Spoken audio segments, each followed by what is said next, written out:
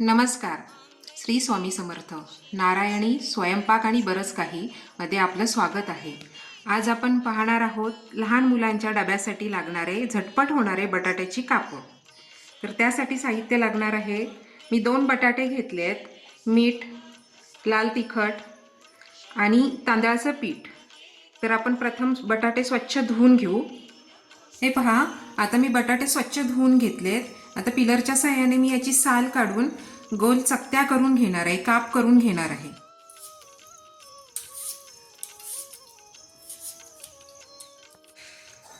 बटाट्याचे असे छान गोल काप करून घ्यावेत.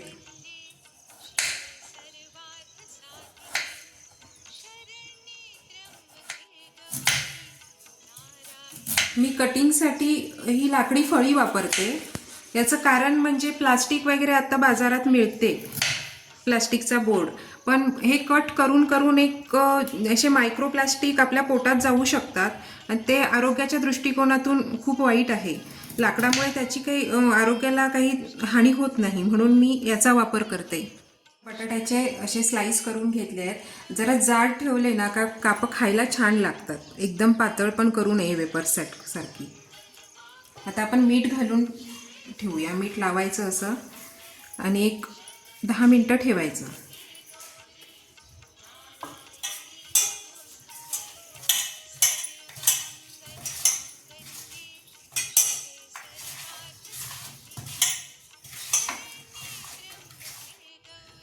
आता मीठ लावून ठेवलेले होते बटाट्याच्या कापांना.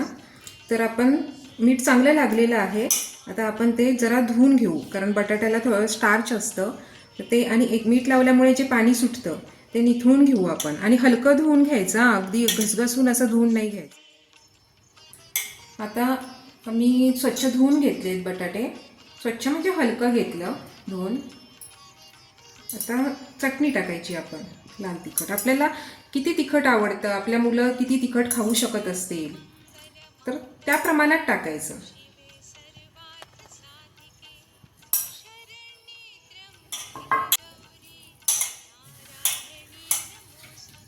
आता ह्या बटाट्याच्या कापांना व्यवस्थित अगदी मसाला लावून घ्यायचा आहे. हा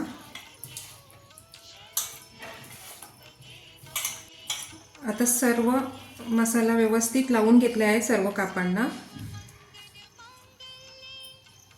आता मी मगाशी म्हटलं त्याप्रमाणे, म्हणजे हे तांदळाचं पीठ घेतलं आहे असं मी तुम्हाला सांगितलं.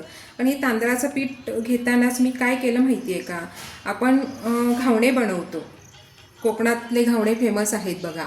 तर ते घावण्याचं पीठ असं जरासं खरखरीत असतं, तर ते घावण्याचं पीठ मी इथे लावायला घेतलं आहे. मग त्यात आता मी थोडंसं मीठ मिसळणार आहे, कारण कोटिंगला थोडी चव यावी यासाठी. आणि थोडंसं लाल तिखट, नाहीतर ते भाजताना असं पांढरं पांढरं असं दिसतं कोटिंग, त्यासाठी थोडं लाल तिखट. तिखट होण्यासाठी नाही घालायचं आहे, हे फक्त कलर येण्यासाठी. आणि हे छान मिसळून घ्यायचं. आता आपण पॅन तापत ठेवला आहे, तापल्यावर तेल घालून फ्राय करून घेऊ कापं. पॅन आता आपला तापलेला आहे. आपण आता तेल टाकून घेऊ.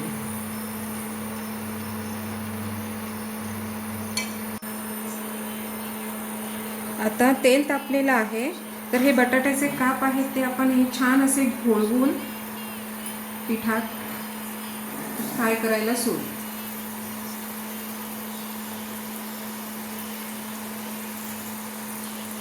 तांदळाचं पीठ असल्यावरती छान अगदी भजीसारखं कोटिंग येतं त्याला.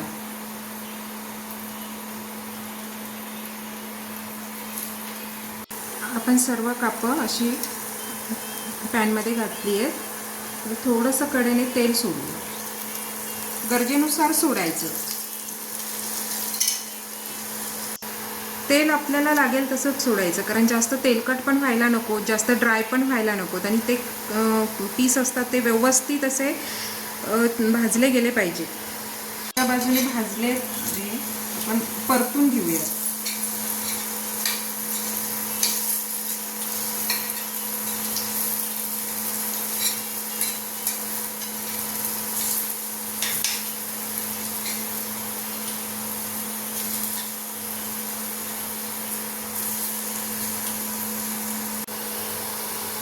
कोटिंग कसं छान आलंय बघा पिठाचं.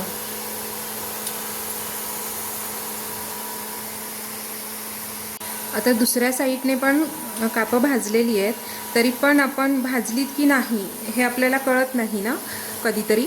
तर आपण काय करायचं, असा चाकू किंवा चमचा असा घ्यायचा आणि अलगद असा दाबून बघायचा. आत इझिली गेला ना की ती भाजलेली आहेत, बटाटा मऊ झाला हे कळतं आणि काढून घ्यायची. जास्त वेळ ठेवली तर ती करपतात.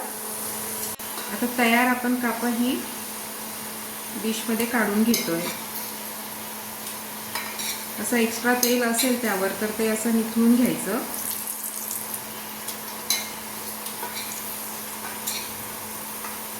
हे बघा,